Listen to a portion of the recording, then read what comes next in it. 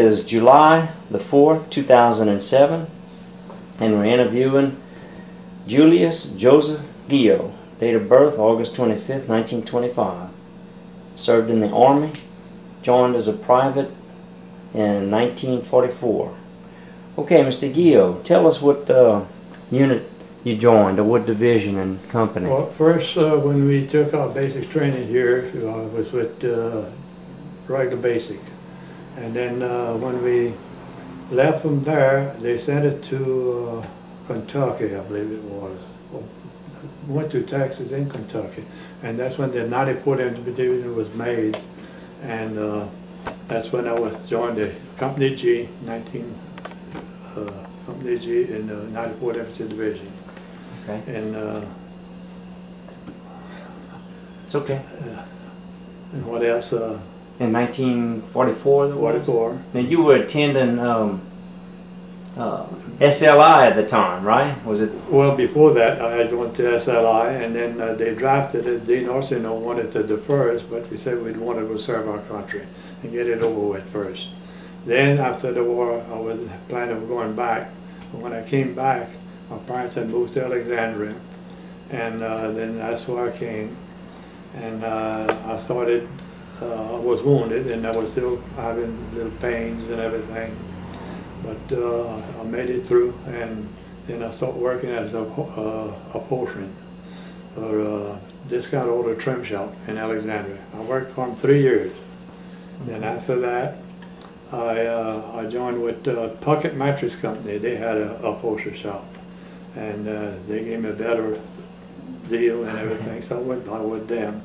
And I stayed with them about 4 or 5 years, I guess. And then that's when we decided to move here to Marksville. Okay. So I told her that I was going to quit by December. I gave her a notice, and I gave her 3 months notice. And she didn't think I was going to come by. So I did. And that's when I came and I joined with Will Moore in the store. And I stayed in the store for about, I believe it was about 3 years. And I sold my share to Beanie. Oh. And then after that, I was going to look for a job. You know, it was better than what the store was. It was a big headache, a store business. And so it was not quite a month. The phone rang. It was Raymond Laborde, and he said, "Julie, is this a Raymond?" I said, "Yeah, I recognize your voice." I knew Raymond real good. And he said, "I need a policeman." And I said, "Well, Raymond, I never was a policeman before." He said, "Well, come by and talk to me." I went by and I talked to him, and he took me to be a policeman. So I stayed as policeman. I worked myself all the way till I was chief police at the end. And Chief of Police in Marksville. In Marksville. And then I retired. And I've been retired ever since. And that was the majority of my history there. You said that when you came back from the war, you had been wounded. Yes, sir. What part of your body was in wounded? my back. I had shrapnel and wounds in my back. Okay. A guy named Shope was with me. It was on a hedgerow. They call hedgerow a little hill, and they planted hedges on there. And they used that as fences so the cattle wouldn't go in different pastures. And it was observing the enemy, if they were coming through or not, to be sure to advise the company, in other words, that they was trying to break through. Where were you then? It was in France. And I mean well anyway, we was trying to get them out, and that was France. And I'm Lord. It's okay. So the Shope was walking a good bit, and I said, "Shope," I said, "don't walk as much, they might spot us." And at the same time they were shelling across this bayou with shells, and I said, "Shope," I said, "I don't like that." And at the same time, my God, the shell fell right in the back of the stump where I was on top of that hedgerow, and it killed him instantly. He fell face first. So he died? He died right there instantly. He had holes in his back all over. And you were wounded? That's how I lost my hearing. Okay. Do you remember when that was?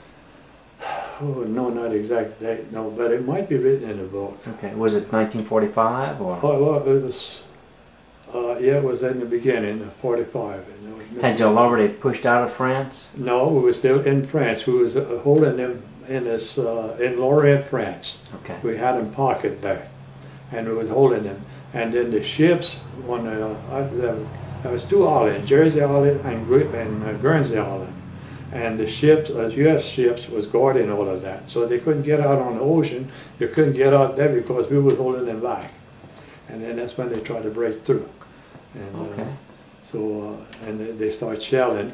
And at the same time they spotted us, and the shell came across the bar, fell right in the back of the stump where I was on top of that hedgerow. Killed, Shope. He fell with his face first, flat. So I ran back and I told the captain that Shope had got killed. And everything. He sent 2 men, and they picked him up, brought it back, and they put me in another place. They hired another guy to go on an observation post. You had to go into a hospital? No, I didn't go. We were moving too much. We didn't have no hospital then. It was just started the war and everything. So who got the shrapnel out of your back? Well, that was. Oh wait. The first time I was just shocked at it.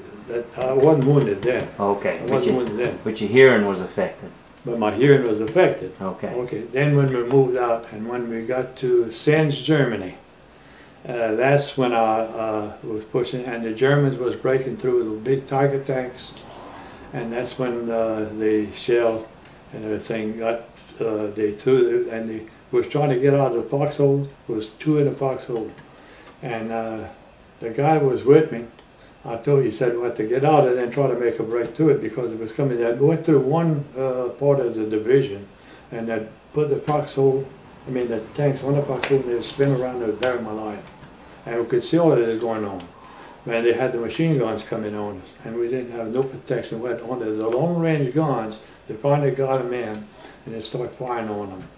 And when it came so close, I got up and started running, but I was already wounded. And I come back to the Sens, Germany, and that's when I told them I was wounded, and they put me in there and I passed out.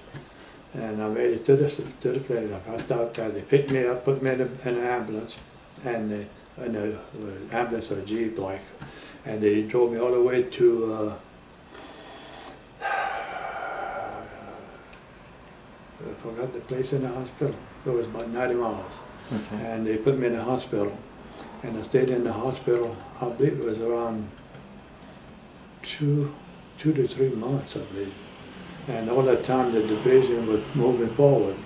And by the time I got out, and they were going to release me up from the hospital, I happened to look out of the window, and that was a 94th Infantry Division car. And I told the captain in charge of the hospital, I said, Captain, I said, give me my discharge right now. And he said, well, why? I said, there's an ambulance right there. I said, I'm not going to go in there to replacement depot.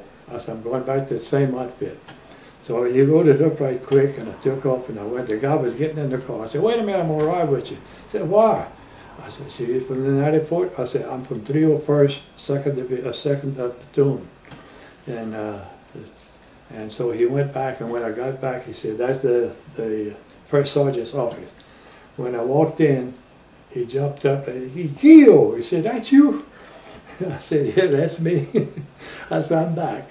So then I joined the rest of the company and the men, and we kept fighting on till we ended the war, and we was in Pilsen, Czechoslovakia, when the Germans came in through, and we joined up with the Germans. I mean, with the Russians, with the Russians. What part of Czechoslovakia? Pilsen, Czechoslovakia. Okay. And then they started bombing. The planes passed overhead at 9 o'clock in the morning. It went on. It was just like ants in the sky. And they went over that and bombed Berlin. And there was all NATO planes. And there was about 3 or 4 different countries. And then the war ended. And that's when it. And that's where you were, in Czechoslovakia. Czechoslovakia when it ended. Okay.